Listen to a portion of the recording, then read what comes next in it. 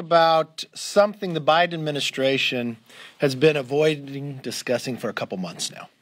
The humanitarian and security crisis ongoing at our southern border. The United States is on track to have 2 million migrants cross our border by the end of September. That's about twice the population of Delaware, President Biden's home state. 172,000 were apprehended during March, the most in a single month in more than 20 years. You notice the sharp rise on the chart behind me here, the display. The CBP actually had to extend the y-axis just to accommodate this historically high number. We currently have 20,000 unaccompanied children in our custody, the highest figure since the statistic has been tracked. Just in the past several months, 2 suspected terrorists were apprehended attempting to cross into our country.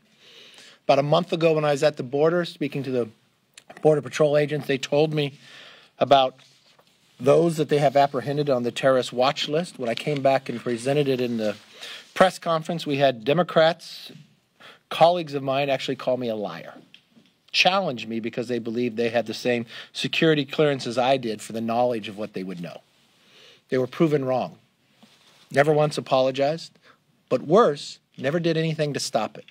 And since that time that they have been notified, we've now found that 2 more individuals on the terrorist watch list from Yemen have been apprehended. And they weren't together. They were on separate days. The question rises, why were they coming? Who brought them here? Who were they going to meet with in America? And what did they have planned for us?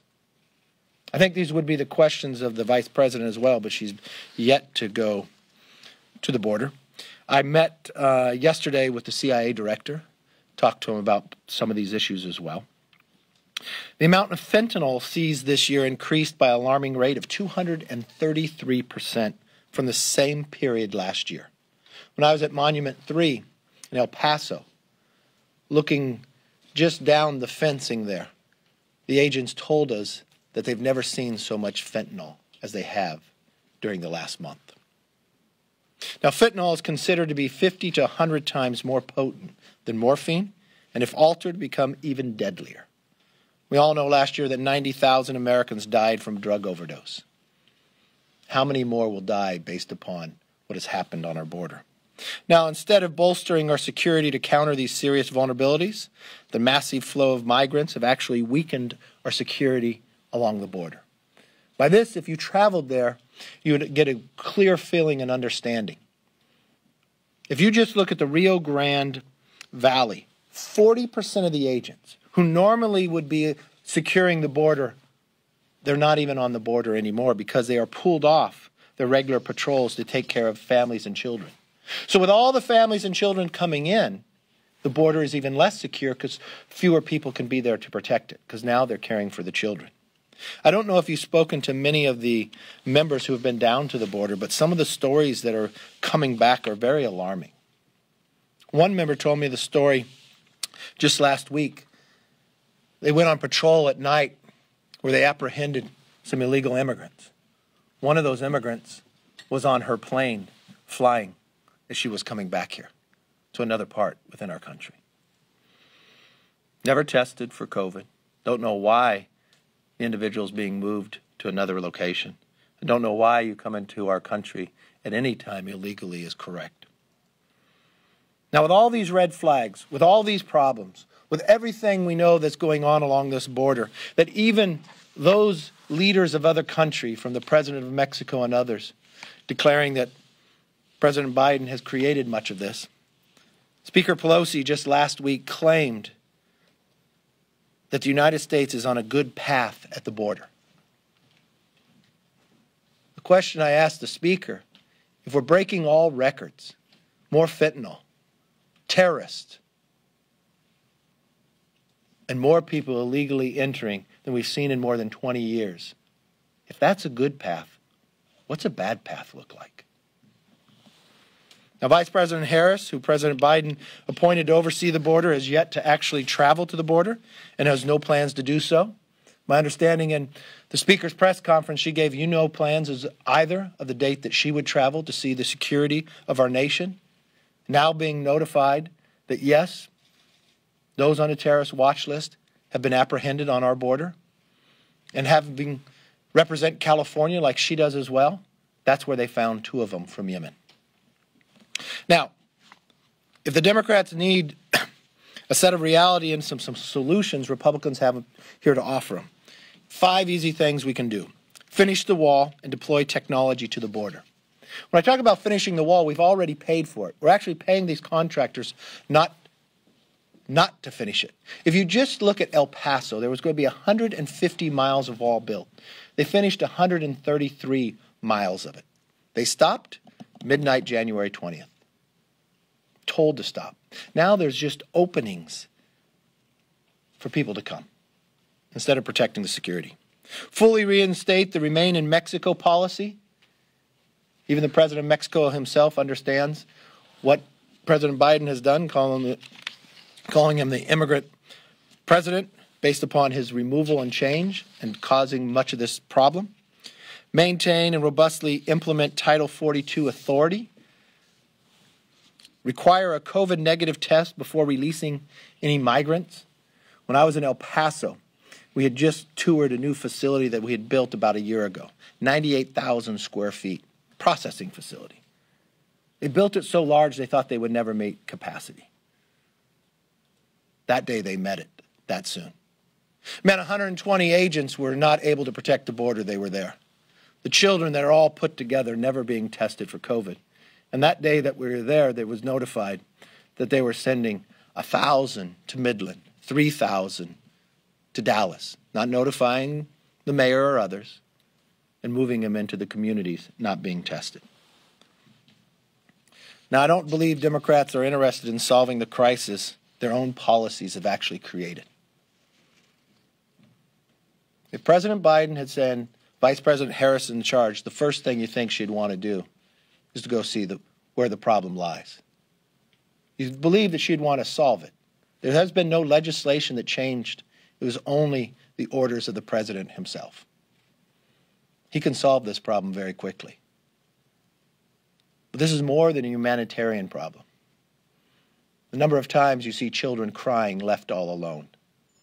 The agents themselves, who are mothers and fathers, told me a story of coming upon 3 children, the age of 1, 3, and 5. Nobody around them for miles, in tears. You just watched last week a young child crying coming up to an agent. I believe his age was around 5, saying he did not want to be out there alone again for another night. Or a child being dropped over a 14-foot fence. When you would question and ask those who were sitting, you asked them, why did they come? They told us, because President Biden told them to. Much of this could be stopped. Those who are being harmed could be protected. And just as importantly, all those who live in America could be protected by making sure terrorists are not getting through our borders. Now, we may not agree on much when it comes to policy, but President Biden and I certainly agree on this point, that it is a terrible, terrible mistake to make. And this may not be where President Biden believes today, but where he believed when he was a senator, to change the size and scope of the Supreme Court. And to put it in question, if for an entire decade the independence of the most significant body, including the Congress, in my view, the most significant body in the country, the Supreme Court of the United States. I still believe that. I wish he would believe that as well.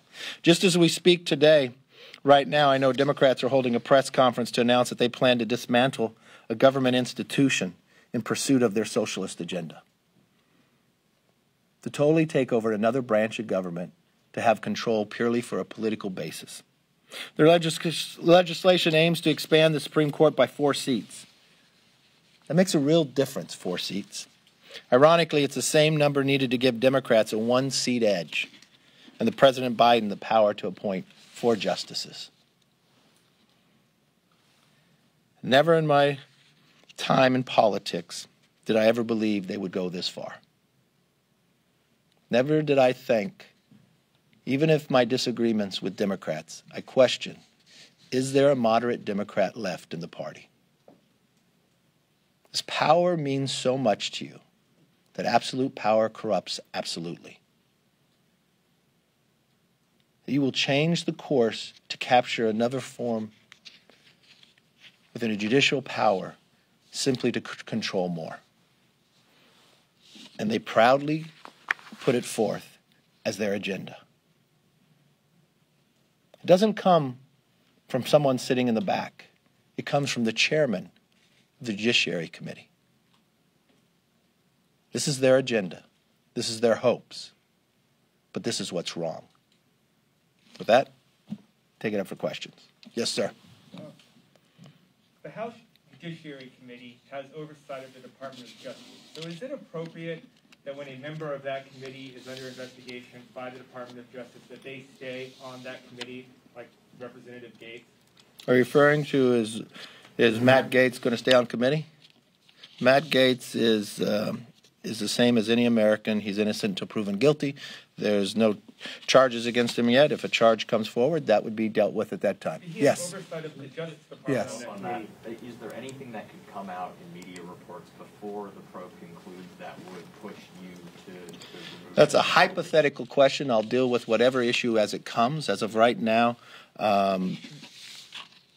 Matt Gaetz says he is innocent. There's an investigation going on, and I'll let the investigation take care of itself before I take any action. Mr. Leader, have you spoken to Congressman Gaetz? Yes, I have. Can you tell us more about that conversation?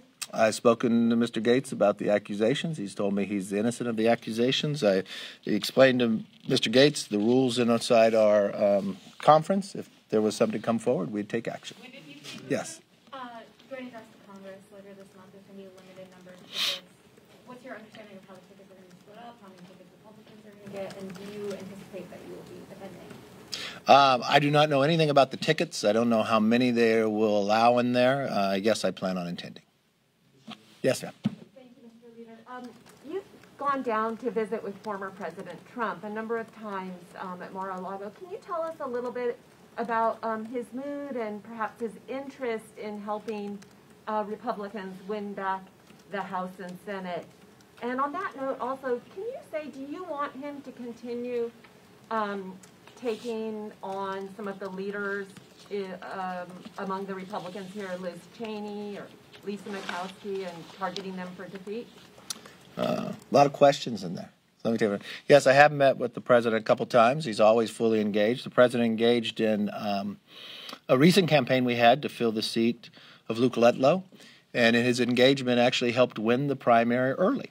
Julia Letlow was elected and sworn in yesterday. Very excited. First Republican woman from Louisiana. Very impressive. In a 12-person field, she won in a primary with 65% of the vote.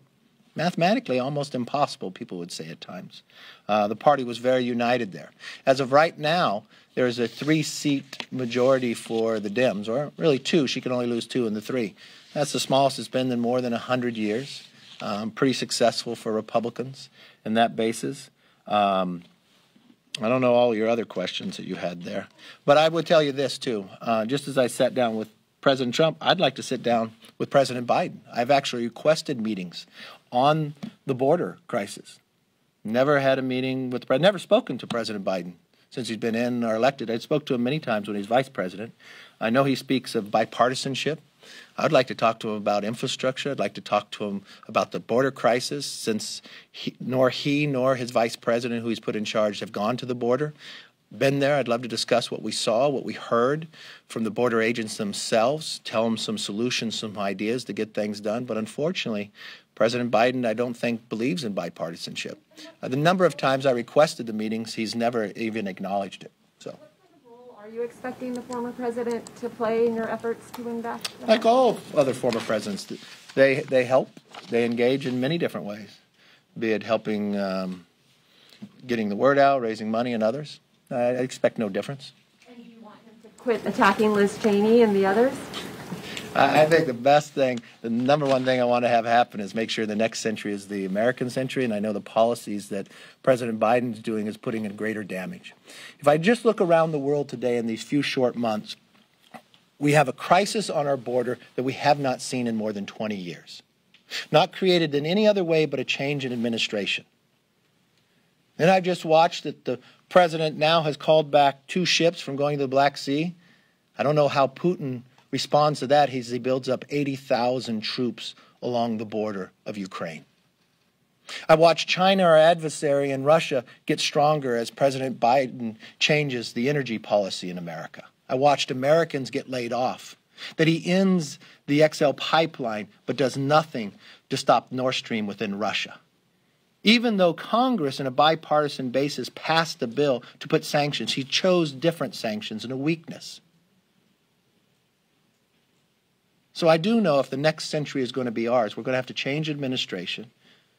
We're going to have to change Congress, where we have a speaker today who thinks the border is in good shape.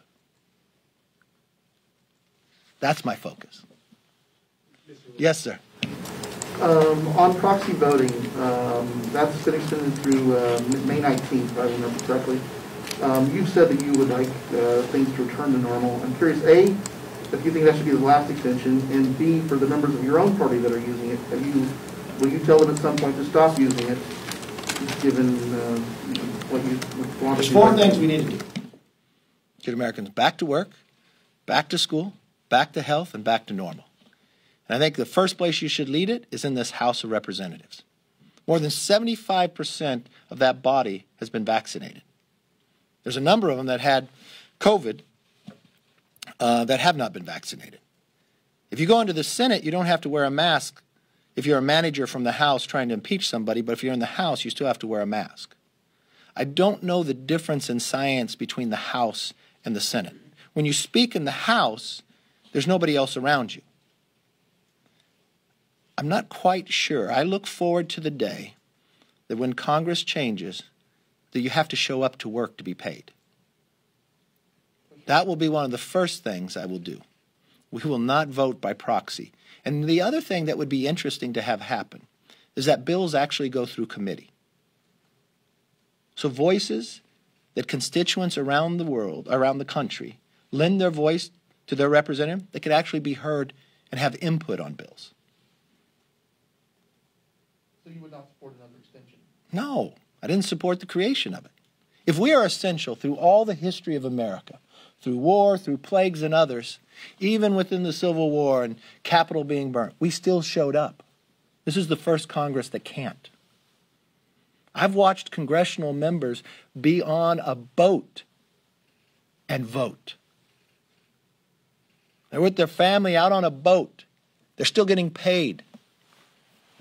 And they zoom in for a vote. That's appalling. And members of your own party that are using it? People should be here to work. There's an exception. If there was an exception out there, I'd say Dan Crenshaw has the exception. Because he's not allowed to fly.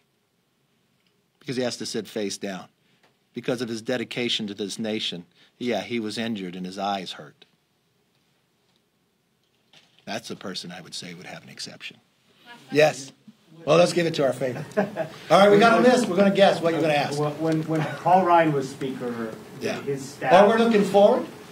We're going Paul Ryan, okay. Can I ask my question? Yeah. When Paul Ryan was Speaker, his staff had a conversation with Matt Gaetz about his professional conduct. Okay. Were you ever aware of any red flags, any concerns about his conduct when you were Majority Leader?